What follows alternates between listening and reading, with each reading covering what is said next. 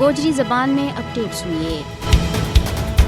بھارتی مکار ہندو انتہا پسند حکومت نے 5 اگست 2019 کا کشمیر کی خصوصی حیثیت کا غیر آئینی، غیر جمہوری اور یک طرفہ فیصلہ تو بعد نہ صرف ہزاراں کی تعداد میں آزادی کا کارکنہ بلکہ کل جماعتی حریت کانفرنس کا قائدین کی ایک بڑی تعداد نہ جھوٹا الزامات کے تحت پس سے دیواریں زندہ کر رکھے ہوئے اوت اناور تاریخ کا بدترین مظالم کیا جا رہا ہے۔ انہوں نے علاج معالجہ کی سہولیات تو محروم، لواحقین کے نال ملاقات اور عدالتوں میں پیش کرن تو محروم رکھے ہوئے ہے۔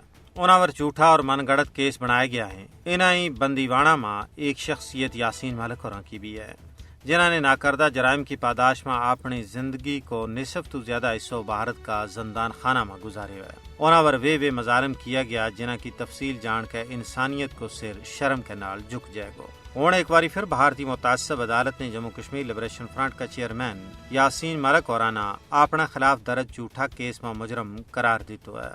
اس غیر منصفانہ فیصلہ تو بعد یو صاف معلوم ہوا ہے کہ بابری مسجد اور افضل گرو کیس نالوں یو فیصلوں بھی ہندو انتہا پسند حکومت کی ڈکٹیشن پر کی ہوگی ہوا ہے، کیونکہ بھارتی عدالت بھی بھارتی غاصب حکومت کا نرغم ہے۔ کیس کی سماعت کا موقع پر یاسین ملک اور کو بیان انتہائی حوصلہ افزا تھو۔ انہوں نے بنگار کے کہو کہ اگر آزادی منگنی جرم ہے تو ہوں اس جرم اور اس کا نتائج نہ قبول کرنے واسطے ہم وقت تیار ہیں۔ اس تو معلوم ہے کہ بھارتی غاصب و جابر حکومت حریت کانفرنس کا ہر دل عزیز قائدین نہ آزادی کی آواز نہ دبان واسطے، انہوں نے ڈران تمکان واسطے انہوں کے خلاف جھوٹا اور من گڑت الزامات کو سہارو لے رہی ہے۔ تجزیہ نگاروں کو کہنا ہے کہ ان واقعات تو مودی حکومت کی بوکھلاہٹ اور مایوسی کو واضح ثبوت فراہم ہوا ہے۔ یاسین ملک اور نے اس عزم کو اظہار کی ہے کہ قید و بند کی صعوبت اور جھوٹا کیس میرا عزم نہ کسی بھی صورت میں متزلزل نہیں کر سکتا۔